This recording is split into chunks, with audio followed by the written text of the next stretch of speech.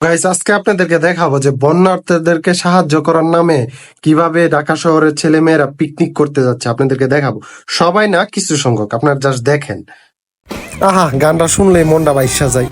উমা, এটা কি দেখছেন? এদের কাণ্ড খারাপ। একজনের কোলে বই আরেকজনের নাকি সহযোগিতা করতে যাইতেছে। আরে কাপুরের কাণ্ড দেখেন। বাবা এমন ভাবে মেকআপ করছে, মনে হয় শুটিং এ যাইতেছে।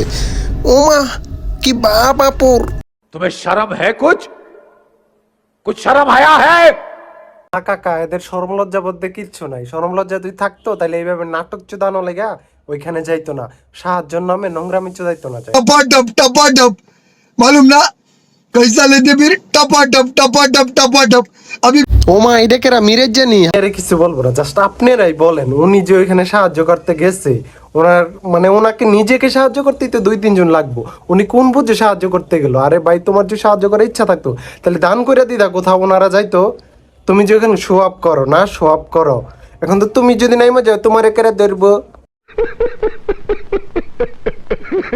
বাবা বাবা বাবা, সেই পিকনিক চলতেছে, তারা মজা আছে। ও গান টান লাগাইয়া, বাবা রে বাবা, এরা আসলে মানে কি বলবো, মানে ফাইজলামি শুরু করছে। বন্যাটারে নিয়ে ফাইজলামি শুরু করছে, এক প্রকার বন্যাটারে নিয়ে ফাইজলামি করতেছে।